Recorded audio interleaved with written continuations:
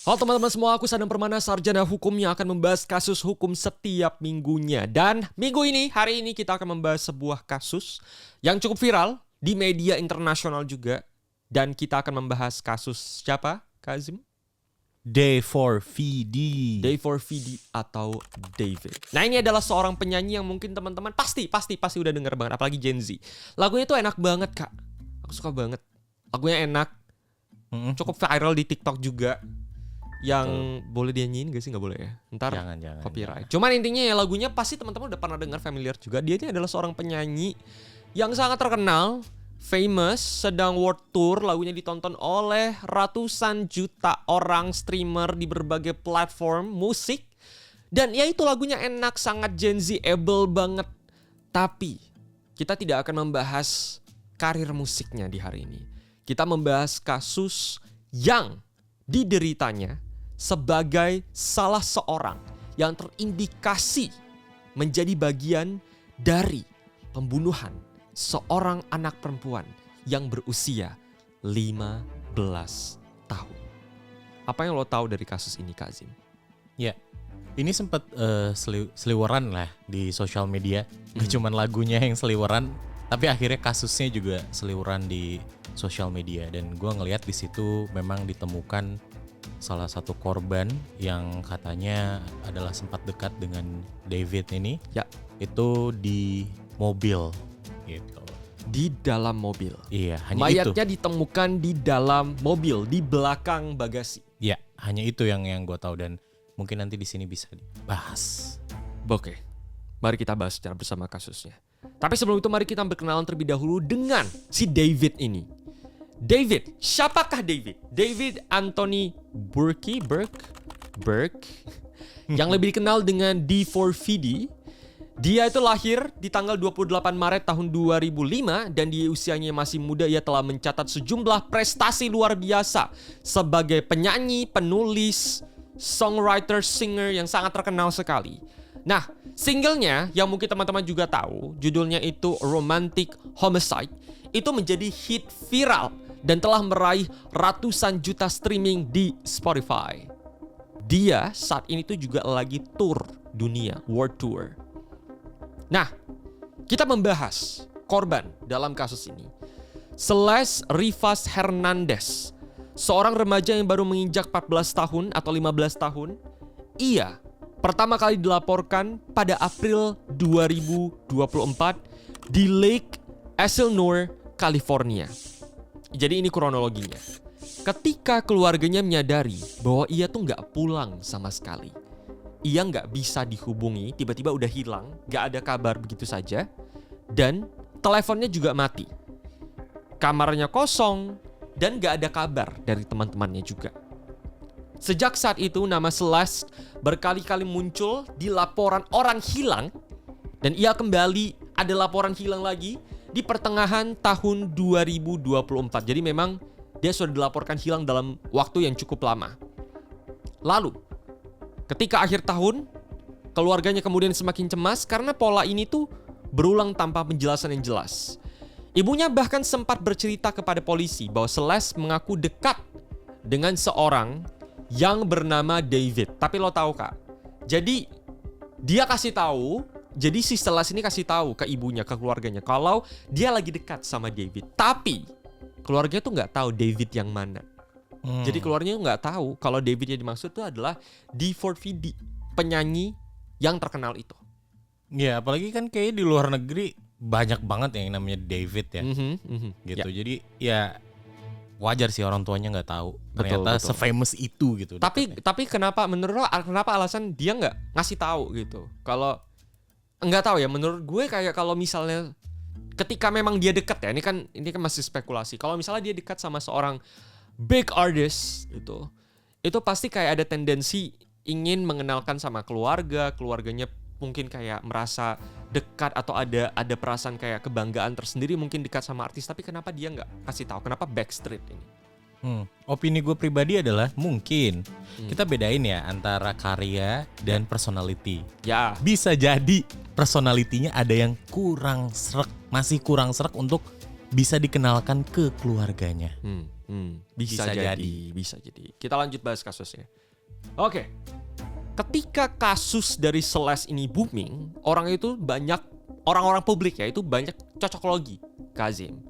Yang pertama adalah cocok logi tentang hubungan Celeste sama David ini, yang dicocok logi dari beberapa lirik-lirik lagu dari David, video klip dari David, jadi dicocok logikan. Nah, sebuah detail kecil yang kemudian menyeret publik juga ketika tubuh dari Celeste ini ditemukan. September tahun 2025. Jadi memang hilangnya tuh udah lama banget ya Kazim ya. September tahun 2025, which is baru banget. Bukannya pulang ke rumah dan bukannya mendapatkan kabar baik, namun pihak keluarga mendapatkan kabar tubuh Celeste ditemukan di balik mobil Tesla milik David dalam kondisi sudah membusuk. Kak Azim, apa tanggapan lo? Ini tuh agak tricky ya. Maksud gue itu kan ditemukannya di salah satu mobil yang lumayan teknologi masa kini. Teknologi ya. Iya. Gak semuanya gitu. Maksudnya dengan mudah orang bisa masukin tubuh kalau nggak punya akses. Iya. Nah, udah pasti nih kecurigaannya antara owner mobilnya atau teman dekat yang mempunyai akses ke mobilnya itu. Jadi ada banyak banget spekulasi yang terjadi dari kasus ini. Kita akan bahas satu persatu gitu ya. Nah, 8 September 2025, petugas LAPD, Los Angeles Police Department, dipanggil ke sebuah lokasi di Hollywood terkait dengan bau tak sedap dari sebuah mobil yang di-impound. Nah, di dalam Tesla tersebut ditemukan sisa-sisa tubuh manusia yang telah mengalami dekomposisi dan dibungkus dalam kantong plastik. Jadi telah membusuk, teman-teman. Nah, mobil Tesla ini terdaftar atas nama Day4VD atau David Berg tadi. Kemudian polisi melakukan penyelidikan, diketahui bahwa mobil ini tuh telah diparkir lama, Kak, di kawasan Hollywood Hills. Bahkan kalau di Amerika tuh kan ada kayak tiketing gitu ya Kak. Kalau misalnya kayak oh ini mobilnya udah terlalu lama dan lain-lain gitu kan. Nah ini tuh udah 11 kali dikasih tiket gitu peringatan. Sampai akhirnya mayatnya ditemukan di dalam mobil tersebut. Polisi kemudian mengajukan surat perintah penggeledahan di rumah yang pernah didiami oleh David atau Day4VD ini di Hollywood Hills. Menyita barang-barang elektroniknya, komputernya. Tapi kemudian Day4VD ini dan manajernya malah memutuskan untuk pindah dari rumah itu. Dan lo tahu Kak, yang sebenarnya menjadi janggal dari kasus ini tuh dua. Pertama, ditemukan mayat itu tuh ketika David itu sedang tour. Jadi di tengah-tengah tour, kasus ini tuh memuncak ke publik. Dan yang kedua, sampai hari di mana video ini dibuat, Day4VD atau David tidak ditangkap, ditahan. Day4VD tidak ditetapkan sebagai tersangka dari kasus ini. Why? Gimana menurut lo Kazim? Tapi sebenarnya ini kalau di film-film itu adalah reason yang cukup oke loh motifnya. Ketika memang dia nggak ditangkap, mungkin saja dari BAP kepolisian di sana gitu ya, dari runutan waktunya, oh dia lagi nggak sedang di tempat ketika ditemukan gitu kan. Apalagi sudah diparkir cukup lama. Iya, seperti itu. Jadi kemungkinan besar ya jadinya ya butuh bukti yang cukup kuat lah untuk mencari siapa pelakunya. Gitu. Betul. Nah, sekitar 16 September 2025, pihak medis Los Angeles mengidentifikasi tubuh tersebut sebagai Celeste Rivas Hernandez. Namun, penyebab kematiannya itu belum ditemukan, belum disampaikan alasannya secara definitif, secara lebih lanjut dan keseluruhan. Pemeriksaan forensik dan otopsi itu masih dilakukan. Jadi sepanjang video ini dibuat, prosesnya, kasusnya tuh masih berjalan. Makanya banyak banget publik yang pada akhirnya kasih tahu netizen yang bilang, ayo cepat proses kasusnya. Karena merasa ada yang janggal. Karena si Day4VD ini belum kemudian benar-benar ditetapkan sebagai tersangka. Padahal mayat dari Celeste ini ditemukan di mobilnya. Tapi, ini yang menjadi permasalahan Kak. Sebenarnya masih menjadi spekulasi apakah David ini menjalin hubungan sama Celeste. Karena ini tuh banyak spekulasi berdasarkan foto, pesan daring, bahkan tato yang dimiliki. Ada tato di jari Celeste dan juga di jari David ini yang sama di antara mereka. Namun, sampai hari ini pun polisi belum memberikan konfirmasi apakah si Deforvidi ini menjalin hubungan asmara sama Celeste. Terutama ketika diketahui bahwa Celeste ini juga masih di bawah umur, teman-teman. Apa yang lo ketahui lagi tentang ini, Kazim? Ya, yang gue bilang, dia ini kan adalah bisa dibilang penyanyi gitu ya. Penyanyi kan selalu terinspirasi dari apa yang dialamin. Nah, beberapa penggemar itu menunjuk ke lirik-lirik yang misterius dalam lagunya si David ini. Yang dianggap itu tuh mengandung kayak petunjuk yang udah pernah dilalui gitu. Masa lalunya dia yang tersembunyi. Kayak misalkan lirik "You wouldn't believe what I did as a kid back in 2016." Nah, itu tuh kayak diinterpretasikan sebagai orang sebagai apa ya, petunjuk bahwa pelaku ini mungkin udah pernah melakukan kejahatan di usia mudanya. Oh, oke.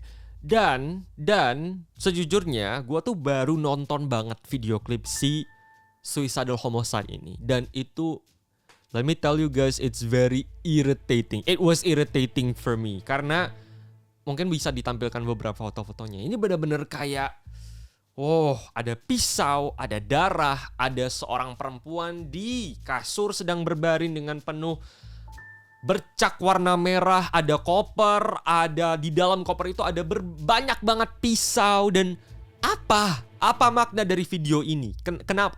Why? Coba gue tanya deh sama lo kan. Kenapa penyanyi memilih membuat video klip yang video klipnya tuh se-eksplisit dan se-ekstrim ini, dan ternyata ada kasusnya dengan nggak tahu ya polanya mirip atau enggak, kayak gimana Kak? Iya. Coba. Mungkin kan lu kontra, gue dari sisi pro-nya deh ya. Gue memahami sih POV-nya dia sebagai orang seniman. Oke. Dan itu Art mungkin is lebih subjective ke ya? Iya benar, seniman aja gitu. Kayak kesannya tuh ya seni tuh gak ada batasnya gitu. Tapi ternyata karena kasus ini jadi Cocok logi. nah itu cocok loginya kuat banget. Betul. Oke. Kita masuk ke dalam pembahasan hukum, teman-teman. What if kasus ini terjadi di Indonesia? Apakah lo pernah mendengar kasus yang serupa, Kak, di Indonesia? Pernah. Seperti apa kasusnya? Tapi ini bukan seniman. Oke. Kalau lo inget tentang kasus pembunuhan di Subang. Ya. Itu kan ditemukan mayat gitu ya di dalam mobil. Dan ya itu cukup pelik juga tuh kasus itu tuh. Ditemukannya di mana? Di bagasi? Di bagasi Sama mobil. ya, di bagasi? Iya, cuman kayaknya mungkin bagasinya bukan yang tipe kayak mobil Tesla ya, tapi ini kayak ya mobil Indonesia pada umumnya aja kayak gitu. Wow, berarti ada ya? Ada. Ya? Nah, kita bahas dari aspek hukumnya, teman-teman. What if ini kasus terjadi di Indonesia? Ada berapa pasal yang bisa kita bahas dan dikenakan di dalam kasus serupa?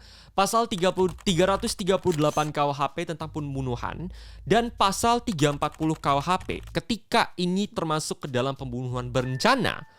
Hukumannya itu adalah ancaman hukuman mati atau pidana penjara seumur hidup atau penjara minimal 20 tahun. Jika ada penganiayaan atau penyiksaan terhadap korban sebelum kematian, maka dikenakan juga pasal penganiayaan di pasal 351 KUHP. Jika karena si Celeste ini masih anak ya, dia masih di bawah umur. Jika korban masih anak di bawah umur, ada aturan perlindungan anak, undang-undang perlindungan anak yang bisa memperberat hukuman. Juga jika ada unsur merusak barang bukti atau penghalangan penyidikan, bisa dikenakan pasal obstruction, undang-undang ITE atau KUHP tambahan. Sebenarnya Kak, kasus ini tuh masih berjalan. Jadi sebenarnya masih ada banyak sekali misteri-misteri hukum dan berbagai perkembangan-perkembangan fakta hukum lainnya dari kasus ini. Tapi so far, memang itu yang bisa kita bahas di hari ini. Gimana Kak Zim? Ya, semoga sih ini benar-benar jelas ya siapa yang melakukan tindakan keji ini. Itu yang gue harapkan. Cuman yang sangat gue sayangkan dilihat dari keadilan ini yang selalu gue lihat, Dimana orang yang punya uang, punya kuasa itu selalu bisa mencari celah, dan hopefully itu hanya dugaan gue aja dan mungkin gue salah. Hopefully ini bisa mengeluarkan siapa nih yang menjadi pembunuhnya di balik Betul. kasusnya si Alice ini. Oke. Terima kasih banyak Kak Azim dan teman-teman semua. Mungkin sebagai penutup dari pembahasan kasus hari ini, aku ingin menyampaikan kepada teman-teman semua bahwa pertama, berhati-hati dalam menjalin hubungan. Meskipun kita belum tahu apakah memang David ini menjalin hubungan dengan Celeste. Kalaupun iya, maka kita harus sangat amat berhati-hati terhadap behavior pasangan kita. Jangan sampai kita menjadi korban kekerasan, apalagi pembunuhan dari pasangan kita. Itu yang pertama.